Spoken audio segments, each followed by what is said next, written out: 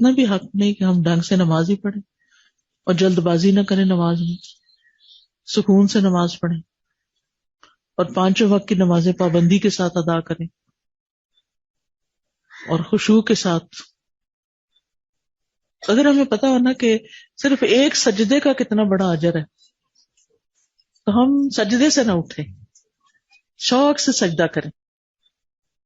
ثوبان جو رسول اللہ صلی اللہ علیہ وسلم کے غلام تھے، ان سے معدان روایت کرتے ہیں کہ میں ان کے پاس گیا اور عرض کیا کہ آپ مجھے ایسے عمل کی خبر دیں جس کے کرنے سے اللہ مجھے جنت میں داخل کر دے، یا میں نے کہا کہ مجھے اللہ کے نزدیک سب سے پسندیدہ عمل کے بارے میں خبر دیں، تو وہ خاموش رہے. میں نے پھر پوچھا، وہ خاموش رہے.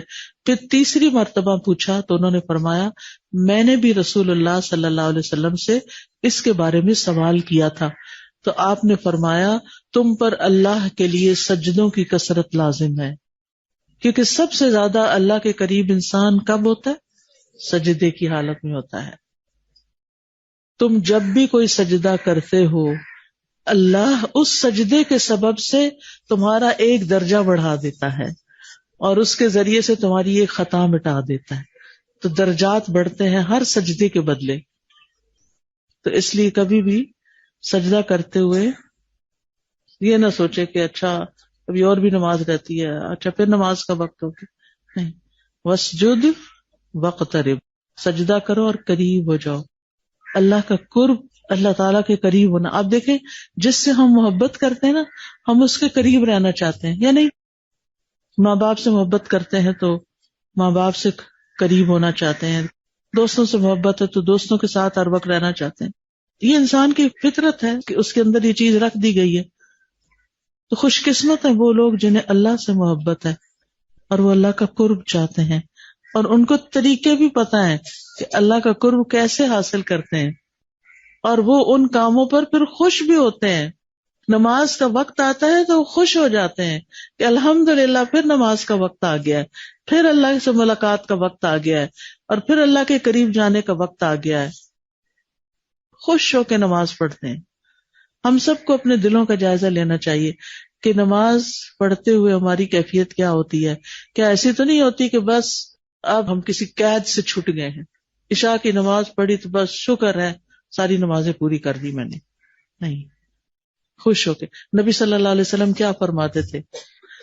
یا بلال اقم الصلاۃ ارحنا بہا، اے بلال نماز قائم کرو، نہیں اذان دو کہ نماز پڑھیں ہم اس سے راحت پائیں.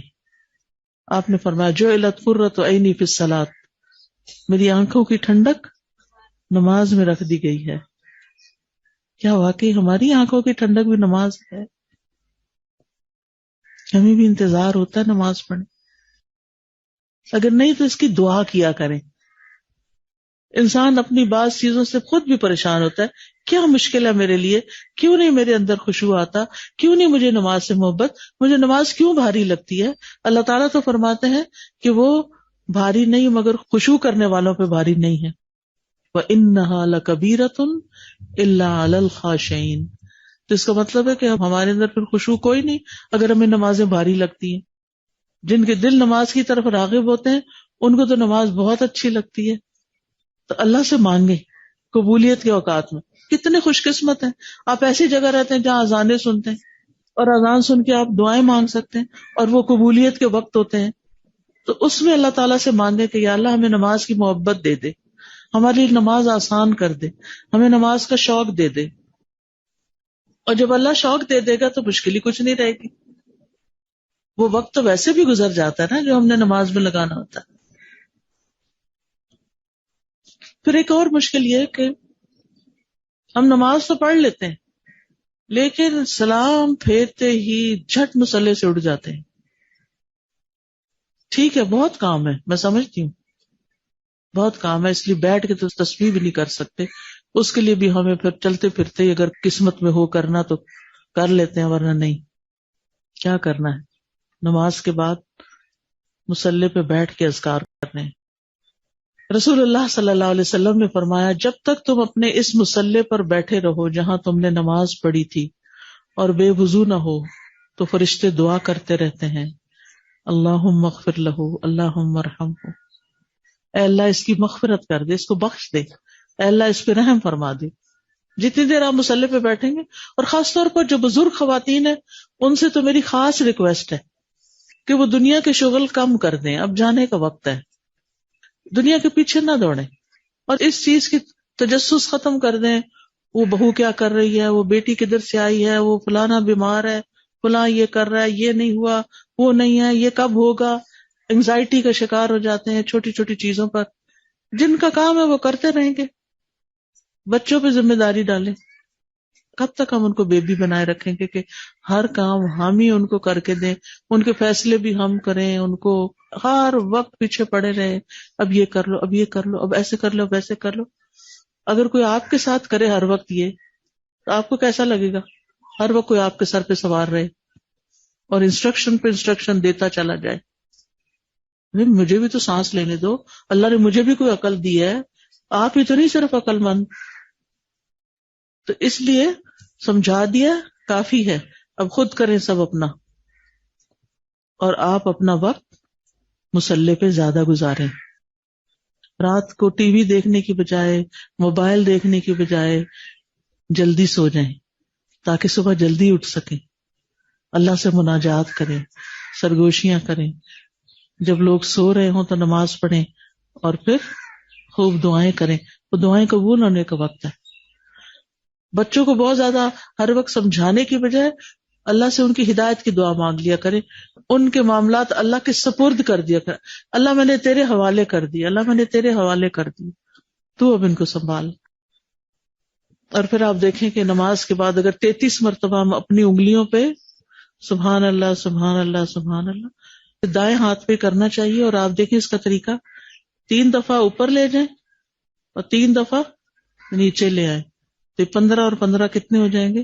30، اور 3 اور پڑھ لیں 33 ہو جائیں گے. یعنی انسان اگر ہر نماز کے بعد 33 مرتبہ سبحان اللہ، 33 مرتبہ الحمدللہ، اور 33 مرتبہ اللہ اکبر کہتا ہے، اور 100 کا عدد پورا کرنے کے لیے لا الہ الا اللہ وحدہ لا شریک لہ لہ الملک و لہ الحمد وہو علی کل شیء قدیر کہتا ہے، تو اس کے سارے گناہ معاف کر دیے جاتے ہیں، چاہے وہ سمندر کی جھاگ برابر کیوں نہ ہو. ہر نماز کے بعد یہ وظیفہ ضرور کریں، اور موت کے علاوہ کوئی چیز نہیں جو اس کو جنت میں جانے سے روکے. کتنی دیر لگے گی یہ پڑھتے ہوئے؟ 2 منٹ لگ جائیں گے. کیا نماز کے بعد ہمارے پاس 2 منٹ کوئی نہیں ہے جنت کمانے کے لیے؟ یہی تو کل کام آنا ہے، اور یہی چھوڑ کے اٹھ جاتے ہیں. تو تھوڑی دیر بیٹھ جایا کریں مصلی پہ اور دعا کر لیا کریں، الا یہ کہ کوئی ایمرجنسی ہو، کوئی بہت ہی ضروری کام. اور اگر ایمرجنسی ہو تو پھر ایک اور کام کریں، 10 دفعہ کر لیں سبحان اللہ سبحان اللہ، ہر انگلی پہ 2 دفعہ پڑھ لیں. کتنی دفعہ ہو جائیں گے؟ 10 دفعہ ہو جائیں گے. 10 دفعہ الحمدللہ، 10 دفعہ اللہ اکبر. نبی صلی اللہ علیہ وسلم نے فرمایا 2 خصلتیں یا 2 عادتیں ایسی ہیں کہ اگر کوئی مسلمان بندہ ان کی پابندی کر لے تو جنت میں داخل ہوگا، اور وہ بہت آسان ہے مگر ان پہ عمل کرنے والے بہت کم ہیں. ایک یہ ہے کہ ہر نماز کے بعد 10 بار سبحان اللہ، 10 بار الحمدللہ، اور 10 بار اللہ اکبر کہے. زبان کی ادائیگی کے اعتبار سے دن میں یہ 150 دفعہ بن جاتے ہیں، لیکن ترازو میں 1500 ہیں. ہمیں کیا چیز روکتی ہے کہ ہم کم از کم 1500 نیکیاں روز کی یہ کما لیں، جو کل قبر میں بھی کام آئے گی اور آگے بھی کام آئے گی. اور اسی طرح جب رات سونے لگیں تو سونے سے پہلے بھی کیا کریں؟ دن بھر کی تھکاوٹ اتارنے کے لیے تاکہ صبح جلدی اٹھ سکیں، کیا پڑھیں؟ 33 دفعہ سبحان. یہ کس کو سکھایا تھا نبی صلی اللہ علیہ وسلم؟ حضرت فاطمہ کو. کیوں سکھایا تھا؟ کام کر کر کے تھک جاتی تھی. یہ تھکاوٹ اتارنے کا نسخہ ہے. لیکن ہم میں سے کتنے لوگ عمل کرتے ہیں؟ ہم کہتے ہیں ہم تو سبحان اللہ ہی کہتے ہیں تو سو جاتے ہیں، اتنے تھکے ہوتے ہیں. بیٹھ کے پڑھ کے پھر لیٹا کریں بستر پہ جا کے، لیکن بھولیں نہیں، اس عمل کو کریں. صحابی کہتے ہیں عبداللہ ابن عمر، میں نے رسول اللہ صلی اللہ علیہ وسلم کو دیکھا، آپ انہیں اپنے ہاتھ سے شمار کرتے تھے. صحابہ نے پوچھا اللہ کے رسول یہ کیسے ہے کہ یہ عمل آسان ہے مگر ان پہ عمل کرنے والے تھوڑے ہیں؟ آپ نے فرمایا سوتے وقت میں کسی کے پاس شیطان آ جاتا ہے اور پہلے اس سے کہ وہ تسبیحات پوری کرے وہ اسے سلا دیتا ہے، اور اس طرح نماز میں شیطان آ جاتا ہے اور تسبیحات پڑھنے سے پہلے ہی اس کو کوئی کام یاد کرا دیتا ہے، ابھی تو تمہارا یہ کام رہتا ہے، ابھی تو تم نے یہ ضروری میسج کرنا ہے، اگر ابھی نہ کیا تو پھر تمہارے دماغ سے نکل جائے گا، پہلے میسج کر لو۔ اچھا ہوتا پتہ کیا ہے، جب کھولتے ہیں نا میسج کرنے کے لیے، وہ تو پیچھے رہ جاتا ہے اور کوئی اور نظر آ جاتا ہے، وہاں تسبیح بھی گئی، وہ میسج بھی گیا، اور ہم کہیں اور ہی کھو گئے۔ تو ان چیزوں کے بارے میں اپنے اوپر خود چیک رکھیں کہ ابھی اپنے آپ کو نا آپ خود سمجھائیں۔ آپ دیکھیں کہ یہ جو اللہ نے ہمارا دل بنایا نا، اس کے اندر بھی عقل ہے اور اس کو سمجھانا پڑتا ہے۔ نفسیات میں ایک حربہ بتاتے ہیں کہ یہ جو ایسے پیشنٹس ہوتے ہیں جو انگزائٹی کا شکار ہو جاتے ہیں یا دل چھوٹا ہونے لگتا ہے یا دل گھبرانے لگتا ہے، تو وہ کہتے ہیں کہ اپنے دل پہ ہاتھ رکھ کے کہیں ٹھہر جاؤ، ابھی ٹھہر جاؤ۔ وہ جو دل ہے نا اس کے اندر عقل ہے، آپ اسے سمجھا رہے ہیں وہ سمجھ جائے گا۔ کام ڈاؤن، آرام سے، گھبرانے کی ضرورت نہیں، غم نہ کرو، فکر نہیں زیادہ کرو، پریشان نہ ہو، سب ٹھیک ہو جائے گا، ایسے اپنے آپ کو کہا کریں۔ اور اگر شیطان پھر بھی وسوسہ ڈال رہا ہے، تو ہر نماز کے بعد 3 دفعہ کم از کم اعوذ باللہ السمیع العلیم من الشیطان الرجیم من ہمزہ ونفخہ ونفثہ، یہ اپنا وظیفہ بنا لیں۔ آپ دیکھیں گے کہ آپ کی بہت سی پریشانیاں تو آپ کو یاد ہی نہیں رہیں گی، اللہ تعالیٰ قرار دے دے گا۔ یہ شیطان ہے، دشمن، جو اٹیک کرتا رہتا ہمارے دل پر۔ من شر الوسواس الخناس الذی یوسوس فی صدور الناس من الجنۃ والناس۔ اسی لیے ہر نماز کے بعد ہمیں 1 دفعہ قل هو اللہ، 1 دفعہ قل اعوذ برب الفلق اور 1 دفعہ قل اعوذ برب الناس پڑھنی چاہیے۔ اب 5 نمازوں کے بعد اگر آپ یہ پڑھ لیتے ہیں آیت الکرسی کے سمیت، تو انشاءاللہ شیطان سے بہت سی پروٹیکشن ہو جائے گی جو آپ کو پریشان رکھتا ہے، سٹریس میں رکھتا ہے، فکر مند کرتا ہے، غمگین رکھتا ہے۔ اس غم اور سٹریس سے باہر نکلیں، جو کچھ کریں آرام سے کریں، انجوائے کر کے کریں، سکون سے کریں۔ پریشان ہونے سے کوئی مسئلہ حل نہیں ہوتا، بلکہ ہماری سوچنے سمجھنے کی صلاحیت ہی ماری جاتی ہے، ہم کوئی بہتر کام نہیں کر سکتے۔ تو اس لیے پریشان ہونا چھوڑیے، اپنے دل پہ ہاتھ رکھ کے اپنے آپ کو خود سمجھائیے، انتظار نہ کیجیے کہ کوئی اور آ کے آپ کو تسلی دے، دلاسا دے۔ آپ ذرا کر کے دیکھیے، انشاءاللہ آپ کو فائدہ ہوگا۔ جب دل گھبرائے، آنسو آ رہے، مت رو، کوئی فائدہ نہیں رونے کا۔ آپ ایسے ہی سمجھے جیسے آپ اپنے بچے کو سمجھا رہے ہوتے ہیں نا، یہ دل بھی بچہ بن جاتا ہے نا، تو اس کو بھی سمجھانا پڑتا ہے۔ اور پھر آپ دیکھیے کہ قیامت کے دن یہ انگلیاں بولیں گی، ان انگلیوں سے سوال ہوگا۔ یہ سیرہ ایک صحابیہ ہیں، ان سے روایت ہے کہ نبی صلی اللہ علیہ وسلم نے عورتوں کو حکم دیا، یہ خاص عورتوں کے لیے تحفہ ہے، کہ تکبیر، تقدیس اور تحلیل کی محافظت کریں اور تسبیح کو انگلی کے پوروں سے شمار کریں، اس لیے کہ قیامت کے دن ان سے سوال ہوگا اور یہ جواب دیں گی۔ فَإِنَّهُنَّ مَسْئُولَاتٌ مُسْتَنْتَقَاتٌ، یعنی یہ ان کو بلوایا جائے گا۔ نطق بولنے کو کہتے ہیں نا، تو یہ بولیں گے، ہاتھ یہ کہیں گے ہاں اس بندی نے اس پر تسبیح پڑھی تھی۔ پھر اسی طرح ایک اور چیز کا بھی خیال رکھیں کہ جب آپ اذکار پڑھیں نا یا تسبیحات وغیرہ کریں، کوشش کریں کہ ذرا توجہ سے کر لیں، اس کا فائدہ زیادہ ہوتا ہے۔ پھر یہ ہے کہ قرآن مجید کی تلاوت صبح کے وقت، اگر آپ ارلی اٹھیں گے نا یہ سارے کام کر لیں گے، لیکن اگر آپ اٹھے ہی لیٹ ہیں تو پھر تو ظاہر دنیا آپ کو اپنی طرف کھینچ لے گی۔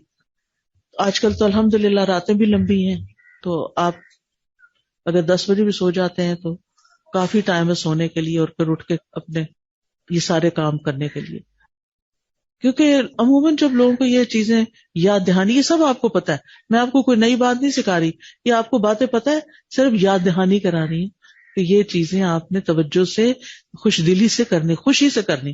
ہاں یہ بات ہو سکتا ہے کہ نئی ہو آپ کے لیے کہ خوشی سے کرنا ہے، اور پھر آپ دیکھیے کہ صبح کے وقت قرآن جو ہے نا اس کو لازم کر لیں. ان قرآن الفجر کان مشہودا. اور چیزیں پڑھنے سے پہلے قرآن کھولیں. قرآن مجید میں آتا ہے ان الذین یتلون کتاب اللہ واقاموا الصلاۃ وانفقوا مما رزقناہم سرا وعلانیۃ یرجون تجارۃ لن تبور لیوفیہم اجورہم ویزیدہم من فضلہ انہ غفور شکور. سورۃ فاطر کی آیات ہیں. بے شک جو لوگ اللہ کی کتاب پڑھتے ہیں، تلاوت کرتے ہیں یا سمجھ کے پڑھتے ہیں، اور وہ نماز قائم کرتے ہیں، اور جو کچھ ہم نے انہیں دیا اس میں سے انہوں نے پوشیدہ اور ظاہراً خرچ کیا، یعنی اللہ کی راہ میں دیتے رہتے ہیں، وہ ایسی تجارت کی امید رکھتے ہیں جو کبھی برباد نہیں ہوگی. یعنی جس تجارت میں، جس بزنس میں کوئی نقصان ہے ہی نہیں، تاکہ اللہ انہیں ان کے اجر پورے پورے دے اور اپنے فضل سے زیادہ بھی دے. یعنی ایسے کام کرنے والوں کو صرف ان کے اعمال کا بدلہ نہیں ملے گا بلکہ زیادہ بھی ملے گا. بے شک وہ بہت بخشنے والا قدردان ہے. تو یہ 3 کام دن کے لازم کر لیں. قرآن پڑھنا ہے، نماز پڑھنی ہے اور صدقہ کرنا ہے. نبی صلی اللہ علیہ وسلم نے خواتین کو تو صدقے کا اور تاکیدی حکم دیا تھا، کیونکہ عام طور پہ ہم کیا کہتے ہیں، ہم کون سا کماتے ہیں، ہم کہاں سے دیں، جو آپ کے ہاتھ میں ہے اسی میں سے دیں. اور کوئی دن نہ گزرے کہ جب آپ اپنے ہاتھ سے کچھ نہ کچھ ضرور نہ نکالیں. اگر کوئی لینے والا نہیں تو اپنا کوئی ایک الگ گلہ بکسا کچھ بنا کے رکھ دیں، کوئی جگہ اس کے اندر روز ڈال دیا کریں، الگ کر دیا کریں. میرے والد تھے نا تو رات کو آتے تھے، تو رات کو بیٹھ کے اپنا جو کمائی ہوتی تھی حساب کرتے تھے، پھر اس کا کچھ حصہ نکال کے الگ کر دیتے تھے. ڈیلی بیسس پہ وہ الگ کر دیتے تھے، اور پھر جس وقت خاندان میں یا باہر جہاں بھی ضرورت ہوتی تھی تو اس میں سے نکال دیتے تھے. اب حضرت اسماء اور حضرت عائشہ دونوں کے بارے میں آتا ہے کہ ان میں سے ایک جو آتا تھا ساتھ ساتھ دیتی رہتی تھی، اور ایک جو تھی وہ ذرا کچھ جمع کر کے اماؤنٹ یا جو بھی چیز ہوتی تھی پھر نکالتی تھی.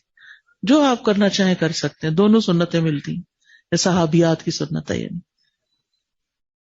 آپ صلی اللہ علیہ وسلم نے کیا فرمایا، میں نے عورتوں کی اکثریت کو جہنم میں دیکھا، ڈر لگ جاتا ہے. اللہ تعالیٰ ہمیں معاف کرتے، کیونکہ وہ شوہر کی ناشکری کرتی ہیں اور زبان کا غلط استعمال کرتی ہیں. تو اس کا علاج کیا بتایا گیا؟ صدقے کی کثرت، نکالتے رہو. اور پھر یہ کوئی ہمارے منہ سے کچھ نہ کچھ نکل جاتا ہے نا، وہ دل ذرا بے چین بھی رہتا ہے، گھبراہٹ کا شکار، فوراً صدقہ کریں، کیونکہ یہ علاج بتایا گیا ہے. تو گھبراہٹ دور ہو جائے گی آپ کی. اور تلاوت کا تو اجر آپ کو پتہ ہی ہے، ہر حرف پہ 10 نیکی ہیں. یہ کون سا اس سے بڑا بزنس ہے؟ اور پھر قرآن ویسے بھی غموں کا علاج ہے، جتنی تلاوت کریں گے اتنا ہی سکون پائیں گے. قرآن کو اپنے سے دور نہ کیا کریں، قریب رکھا کریں. پھر بچوں کو اسکول وغیرہ بھیج کے پھر اپنی اشراق یا چاشت کی جو نماز آپ کو ملے وہ پڑھ لیں. یہ دن کے اول حصے میں 4 رکعتیں پڑھنا جو ہے یہ دن کے آخر تک کفایت کرتا ہے. اور ویسے بھی جو 2 رکعتیں اشراق کی یا چاشت کی اگر آپ پڑھتے ہیں تو سارے جوڑوں کا، جو جسم کے بدن کے جوڑ ہیں ان کا کفارہ ہو جاتا ہے. پھر اسی طرح اگر آپ ناشتہ کرنے کے لیے بیٹھے ہیں یا سب کو دے کے پھر آپ کی اپنی باری آتی ہے تو اللہ کا شکر ادا کرنا نہ بھولیں. اللہ تعالیٰ اس بندے سے راضی ہو جاتا ہے جو ایک لقمہ کھائے اور اس پر اللہ کا شکر ادا کرے، الحمدللہ کہے، یا جو پانی کا گھونٹ بھی پیے اور اس پر اللہ کا شکر ادا کرے. یہ اللہ کو راضی کرنے والا کام ہے. آپ کھا رہے ہیں اپنے لیے اور اللہ کو ساتھ راضی کر رہے ہیں. آپ کا کھانا بھی آپ کے لیے عبادت بن گیا. پھر صبح صبح نیت کیا کریں، حیاتی کلہ للہ، میری ساری زندگی اللہ کے لیے ہے، میری ہر چیز اللہ کی ہے، اور ہے بھی، میں جو کچھ کروں گی اللہ کے لیے کروں گی. کئی دفعہ انسان آنکھیں بند کر کے کچھ کر جاتا ہے، پھر تھوڑی دیر بعد سوچتا ہے کیوں کیا. پوچھتے رہا کریں اپنے آپ سے، یہ کیوں کیا؟ مثلاً آج کے اس درس کا انتظام کیوں کیا، اس درس کو اٹینڈ کرنے کیوں آئے، میں یہاں کیوں آئی، مجھے کیا کمانا ہے، کیا چاہیے اس کے بدلے میں، ہم سب نے اپنا وقت کیوں لگایا. اپنے آپ سے سوال کیا کرے تاکہ آپ کا ذہن جاگے اور آپ جو کریں شعوری طور پہ کریں اور اس کا فائدہ زیادہ ہوگا، اس کا اجر زیادہ ہوگا. پھر ایک اور چیز، ہر روز اپنے نفع مند علم میں اضافہ ضرور کریں، اور جو علم بھولا جا رہا ہے نا اس کو دوبارہ تازہ کر لیں، یہ بھی بڑا ضروری ہے، اپنے علم کو فریش کرتے رہیں۔ آپ یہ نہ سوچے میں نے وہ کورس کیا تھا اور میں نے ساری تفسیر پڑھ لی ہے، میں فلاں مدرسے میں 5 سال پڑھی ہوں، اب میرے پاس وہ سند بھی ہے میں دکھا سکتی ہوں۔ سند میں نہیں سب کچھ لکھا ہوتا، کیونکہ اندر دل میں جو ہوتا ہے نا وہ بھولنے لگتا ہے، اس کو بار بار پڑھنا پڑتا ہے۔ یہ جو ایک رواج آ گیا نا، بس ایک کورس کر کے نام لکھا لو اپنا کہ ہم پڑھے لکھے ہیں، ایسا نہیں ہوتا۔ دنیا کا علم ہو یا دین کا علم، ایک دفعہ پڑھنے کے بعد یاد نہیں رہتا۔ آپ دیکھیں باہر کے ملکوں میں ہر کام کرنے سے پہلے آپ کو سرٹیفکیشن چاہیے ہوتی ہے، اور پھر ہر کچھ عرصے کے بعد ریفریشر کورس کرنا پڑتا ہے، پھر نئی جو چیزیں ریسرچ ہو کے آ جاتی ہیں ان کو پڑھنا پڑتا ہے۔ اگر آپ یہ اپنے علم میں اضافہ نہیں کرتے تو آپ پیچھے رہ جاتے ہیں، آپ کی کوئی قدر نہیں رہتی۔ تو علم جو ہے، یہ دین کا علم تو جنت کمانے کا ذریعہ ہے، اور اس کے علاوہ بھی انسان جو سیکھتا ہے نفع مند علم، اس کے ذریعے جو اچھے کام کرتا ہے وہ بھی اجر و ثواب کا باعث ہے۔ پھر آپ دیکھیں کہ انسان اگر علم حاصل کرنے کے لیے نکلتا ہے، مجھے نہیں پتا آپ کسی کلاس میں جاتے ہیں یا نہیں، کسی درس میں جاتے ہیں یا نہیں، جمعہ پڑھنے آتے ہیں یا نہیں، اپنے لیے باندھ لیں۔ آپ میں سے ہر خاتون کو میں یہ نصیحت کروں گی کہ وہ ایک دفعہ کم از کم ہفتے میں ضرور نکلے علم حاصل کرنے کے لیے، علم کی مجلس میں جا کر بیٹھے۔ نبی صلی اللہ علیہ وسلم نے فرمایا، جو شخص صبح کے وقت اس لیے مسجد کی طرف نکلا، یہ سب کان کھول کے سن لیں، بہت فائدے کی حدیث ہے۔ جو شخص صبح کے وقت اس لیے مسجد کی طرف نکلا کہ بھلائی سیکھے یا سکھائے، سیکھے یا سکھائے، اس کے لیے پورا حج کرنے والے کے برابر اجر ہے۔ اتنا بڑا اجر ہے گھر سے نکل کر جا کر مسجد میں بیٹھ کر علم حاصل کرنے کا۔ علم سیکھنے سکھانے کے لیے وقت مقرر کریں، کیونکہ اس سے ہمارا ایمان تازہ ہوتا ہے۔ آپ کو ایمان والے ساتھی ملتے ہیں جو ہمارے ایمان میں اضافہ کرتے ہیں، ایمان بڑھانے والے کاموں کا پتہ چلتا ہے، اور ان چیزوں کا بھی پتہ چلتا ہے جو ہمارا ایمان گھٹا دیتے ہیں۔ پھر اسی طرح آپ دیکھیں کہ اپنی زندگی میں جو صفائی ستھرائی کا اہتمام ہے وہ بھی عبادت کی نیت سے کریں، چاہے آپ صبح نہاتے ہیں، چاہے آپ اپنا مسواک کرتے ہیں، چاہے آپ اپنے پاؤں صاف کرتے ہیں، ناخن کاٹتے ہیں، بال صاف کرتے ہیں، اپنے کپڑے صاف کرتے ہیں، بستر جھاڑتے ہیں، گھر میں جھاڑو لگاتے ہیں، یہ سارے عبادت کے کام ہیں اگر اللہ کی خاطر آپ کرتے ہیں، کیونکہ ان اللہ یحب التوابین ویحب المتطہرین۔ پھر آپ دیکھیں کہ ہم جب کام کاج کر رہے ہوتے ہیں نا تو ہمارے دل میں کوئی پریشانیاں اور وسوسے آ رہے ہوتے ہیں، تو اس وقت آپ کہیں توکلت علی اللہ، میں نے اللہ پہ بھروسہ کیا، اللہ میرا کام کرے گا، مجھے اللہ سے بڑی امید ہے، اللہ سے اچھی امید رکھیں، مایوس نہ ہوں، کام کاج کے ساتھ ساتھ غور و فکر جاری رکھیں، مختلف چیزوں پہ غور کریں، کچھ کاٹ رہی ہیں، کچھ پکا رہی ہیں، کچھ بنا رہے ہیں، کچھ سی رہے ہیں، کچھ دھو رہے ہیں، ساتھ ساتھ غور و فکر کریں کہ یہ کیا ہے، آنکھیں بند کر کے نہیں کہ بس کام چلانا ہے۔ اور پھر جو بھی گھر کا کام کاج کر رہے ہوں اپنے آپ کو ساتھ ساتھ ذکر میں مشغول رکھیں، دن میں تسبیحات کریں، تسبیح کریں، سبحان اللہ و بحمدہ، استغفر اللہ ربی من کل ذنب و اتوب الیہ، درود شریف، اور پھر آیت کریمہ، پھر یا حی یا قیوم برحمتک استغیث، کثرت سے توبہ استغفار، ساتھ ساتھ اللہ سبحانہ وتعالیٰ کی یاد اور اللہ سے معافی مانگتے رہیں۔ قیامت کے دن وہ شخص، میں نے میزان سے بات شروع کی تھی نا، ہمارے اعمال نامے تولے جائیں گے، قیامت کے دن وہ شخص اپنا اعمال نامہ دیکھ کے خوش ہو جائے گا جس میں بہت زیادہ کثرت سے استغفار لکھا ہوگا۔ حدیث میں آتا ہے طوبی لمن وجد فی صحیفتہ استغفارا کثیرا، خوشخبری ہے اس شخص کے لیے، مبارک ہو اس شخص کو جو اپنے نامہ اعمال میں کثرت سے استغفار پائے۔ تو دن بھر آپ چلتے پھرتے اٹھتے بیٹھتے استغفار کرتے رہیں، اپنے وقت کا بہتر استعمال کریں، فضول چیزوں سے بچیں، اور جہاں انسان کا نفس اس کو تانگ کرے تو اپنے نفس سے جہاد کریں، نمازوں کی حفاظت کریں، اور نمازوں کی سنتیں بھی پڑھا کریں، کیونکہ یہ بہت ٹرینڈ عام ہو گیا کہ فرض پڑھ لینا کافی ہے، اگر فرض میں کوئی کمی ہوگی تو کہاں سے پوری کریں گے اگر سنت ہی نہیں پڑھی۔ اور پھر آپ دیکھیں کہ اگر کوئی زندگی میں تکلیف پریشانی آ جاتی ہے، کوئی بیماری، کوئی فوتگی، کوئی کچھ، اللہ سے ناراض نہیں ہونا، تقدیر کے فیصلوں پہ راضی رہنا ہے۔ بہت سی چیزیں نا ہمارا امتحان لکھا ہوا ہے اللہ کے پاس اور وہ ہونا ہے، اس کہیں اللہ میں راضی ہوں، تو جس حال میں رکھے راضی ہوں، لیکن میں تجھ سے خیر کی امید رکھتی ہوں، اجر کی امید رکھتی ہوں۔ اور پھر جو کام کاج کریں اللہ کی خاطر کریں، اچھے طریقے سے کریں اور اس کو عبادت سمجھ کے کریں، اور پھر نیکیوں میں ایک دوسرے سے آگے بڑھیں، چھوٹی چھوٹی نیکیوں کو بھی چھوٹا نہ سمجھیں، اور نیکیاں کرنے کے ساتھ ساتھ برائیوں سے بھی بچیں، کسی کی غیبت، چغلی، کیونکہ زبان کی حفاظت انسان یہ بھی ایک عبادت ہے، گناہوں سے بچنا، لوگوں کی باتوں میں آ کے غلط کاموں میں نہیں پڑنا، اللہ اور اس کے رسول کی محبت دل میں رکھنا، لوگوں سے اچھے اخلاق سے پیش آنا، والدین کو خوش رکھنا، اگر فوت ہو چکے ہیں تو ان کے لیے دعائے مغفرت روزانہ کرنا۔ ویسے تو ہم اتحیات جب آخر میں پڑھتے ہیں نا، لیکن ایسے ہی پڑھ جاتے ہیں، ربنا اغفر لی ولوالدی وللمؤمنین یوم یقوم الحساب۔ کوئی دن نہ گزرے کہ والدین کا حق ادا نہ ہو،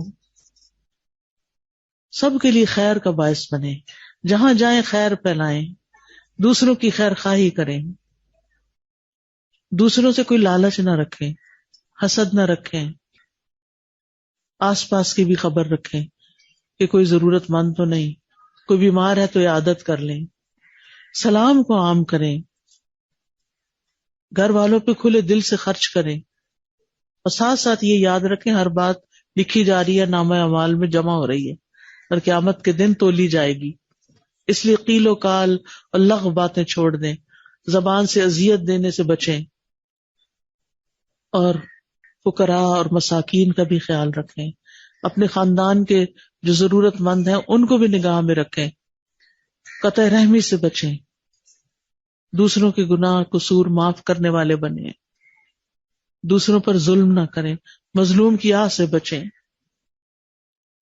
غیبت کرنے تو دور، سننے سے بھی پرہیز کریں، مشکل آ جائے تو صبر اور نماز سے مدد لیں، پریشانی اور غم میں لا الہ الا اللہ پڑھیں، تنگی کے بعد آسانی کا انتظار کریں صبر کے ساتھ، اور پھر رات جب آپ سونے لگیں تو پھر اللہ کا ذکر کریں۔ کوئی کتاب ہے سونے جاگنے کے اذکار، اور اس کی ایپ بھی بنی ہوئی ہے، فون پہ ایپ ڈال لیں اور رات کو سونے سے پہلے اذکار پڑھ کے سوئیں، انشاءاللہ آپ کا سارا دن بہت اچھا گزرے گا۔